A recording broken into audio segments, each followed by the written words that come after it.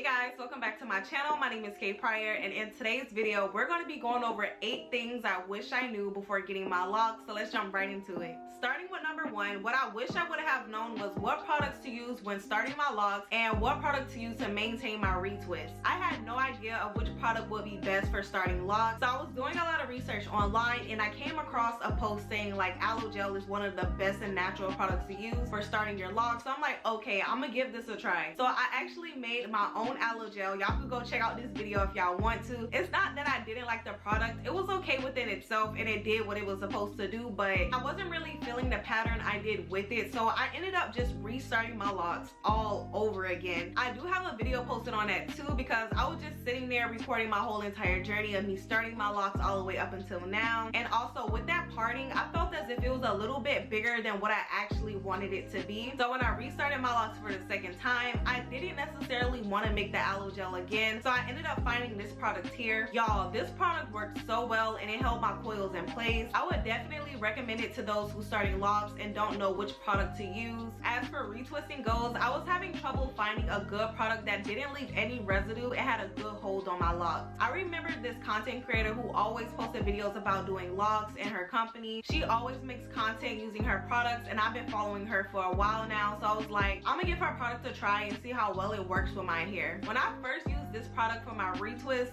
it was game over. I didn't even bother to look at any other product. It works extremely well with my hair and it gives it the hold that I was looking for. And most importantly, there's no residue. If any of y'all are looking for a retwist product and don't know what product to use, I definitely recommend this one 100%. Alright, so for number 2, I wish I would have known something about perimeter thinning. Apparently, getting locks can cause you to thin around the edges. In some cases, not all, but definitely in my case, I was starting to see a little difference with my edges and I was like, no, this can't be happening. I was close to having 2 strands of hair as edges if I didn't slow down with wearing my locks in ponytails or doing styles that required my locks to be pulled back. After seeing my perimeter starting to get a little spotty, I had to learn to wear my hair down. So I would do styles with no tension and just let my hair breathe so my edges could get a break. It has definitely helped, but this next tip has played a major part in growth and recovery. Alright, so for number 3, I wish I would have known a good maintenance and oiling routine. So before I started my locks, I used to always wear my hair in finger coils, and I would always do a hot oil treatment in my hair when it came to wash days. And one thing I noticed was my hair was growing and flourishing at that time. So since I had a good routine with that and seeing progress, I decided to do the same thing with my locks and see how well it will respond to the hot oil treatment. Y'all,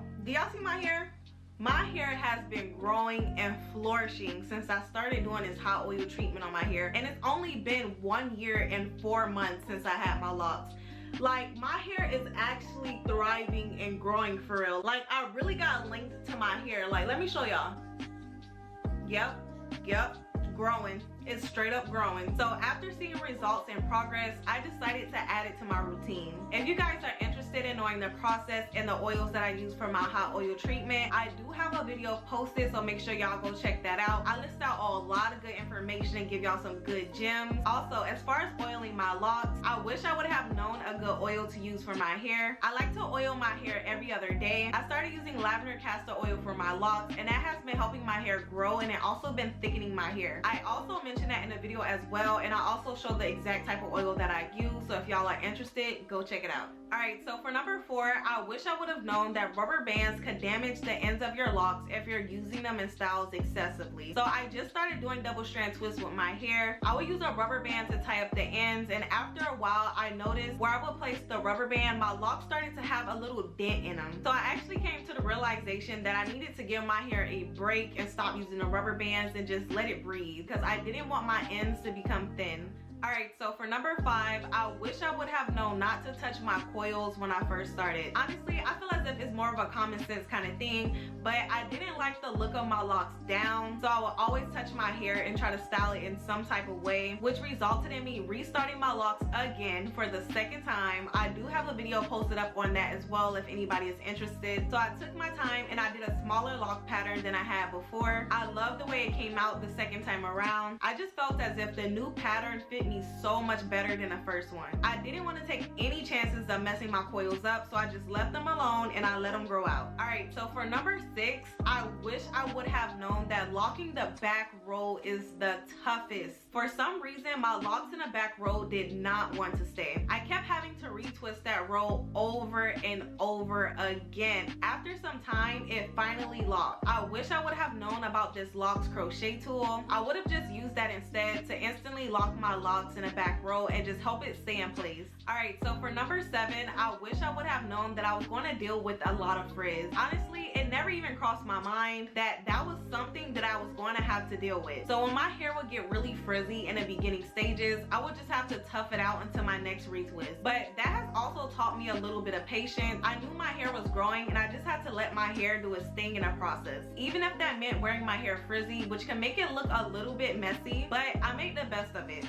Lastly, for number 8, I wish I would have known that getting locks would give me a newfound appreciation for my natural hair. I can actually see beauty and value within my natural hair now, more so than I did before. Before I got my locks, I used to wear a lot of wigs and my natural hair was damaged, so I ended up doing the big chop. After I did the big chop, getting locks was not on my mind at the time, but I did end up making a decision to lock my hair later on. I just fell in love with the overall process. I also feel like it brought out another level of confidence within me because I genuinely feel and look beautiful just from wearing my natural hair.